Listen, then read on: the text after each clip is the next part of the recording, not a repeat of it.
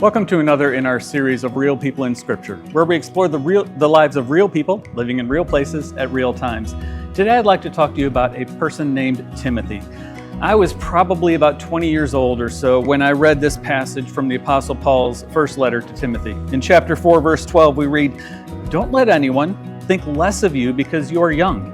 Be an example to all believers in what you say, in the way you live, in your love, your faith, and your purity." Now, for me, again, being around 20, I was thinking, that's great. Don't let anyone look down on me because I'm young.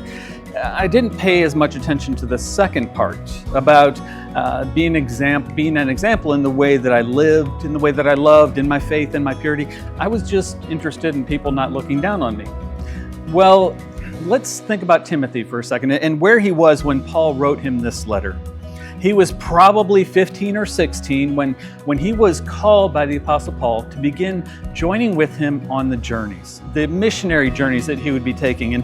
And he went around and they went to areas that today we now know as Turkey and into Greece and places like that. And they taught. And so Timothy was able to see the Apostle Paul and listen to him and learn from him and watch as he debated different questions that people had about Jesus and who he was and how he fulfilled the prophecies. And then at some point, Paul left Timothy behind in the city of Ephesus.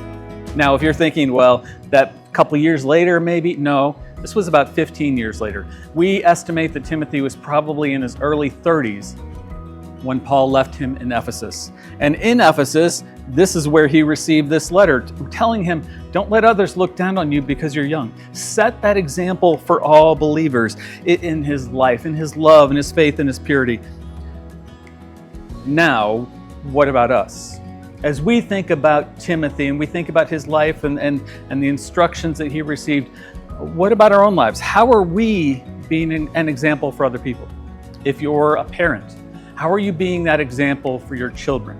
If you're a teacher, how are all of the students in your class and other students from other classes seeing you be that example of kindness and compassion and love and faith and purity? If you're a boss, or maybe you're an employee, how do others see you as that example? I can remember, this wasn't really a good thing, I probably shouldn't share, but one of my former bosses asked me to do something that was very disgusting. And I refused to do it. And technically my boss could have said, well, you're fired. But fortunately, another employee stepped up and said, oh, I'll do it, even though it was extremely disgusting.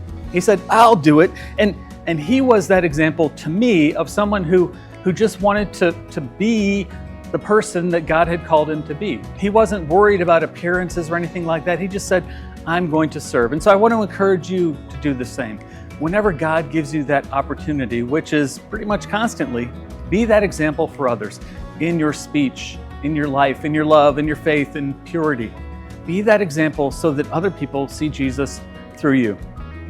Remember, your time is God's time. Please use it wisely. God bless.